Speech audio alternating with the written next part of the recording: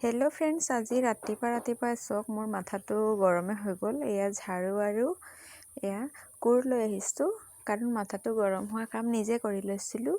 এয়া চাওকচোন, কালি ৰাতি গাহৰি পোৱালিকেইটা শুব পৰা নাছিলে, মানে গোটেই গঁৰালটো ভিজি আছিলে। সেইকাৰণে মানুহজনক মই এয়া ধানৰ খেৰ দি দিব কৈছিলোঁ, কিন্তু নেলাগে কৈছিলে। তথাপিও মানে দিয়া কৰাইছিলোঁ, আৰু এয়া আজি ইয়াৰ পৰিণাম মানে মই ভুগিছোঁ। এয়া চাওক,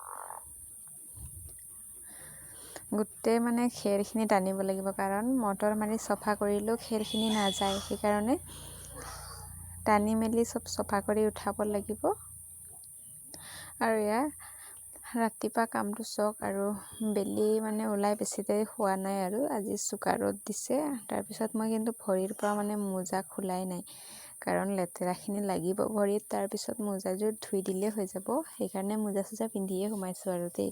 তাৰপিছত গোটেই গঁৰালটো এনেকৈ চুচি লৈছোঁ এয়া, আৰু উঠাই পেলাই দিলে চাফ চিকুণ হৈ যাব। আৰু আজিকালি সদায় এইবোৰ চাই ধৰি মেলি কৰি মানে ইমান ঘিণ ভাৱটো নাই। আৰু মা ঘৰত গাহৰি আছিলে যদিও ইমান বেছি নাই, আৰু খুব বেছি দুটাকৈ পোহা হয়, এটা বা দুটা, কিন্তু ইয়াত এগাল। তাৰপিছত সদায় চাই থাকোঁ এইবোৰ।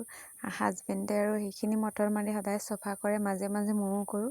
চফা কৰি মানে ইমানখিনি আৰু বেয়া নালাগে, আৰু মনটো কিন্তু বেয়া লাগিছে আজি দেই। ৰাতিপুৱা শুই উঠিছিলোঁহে কিন্তু।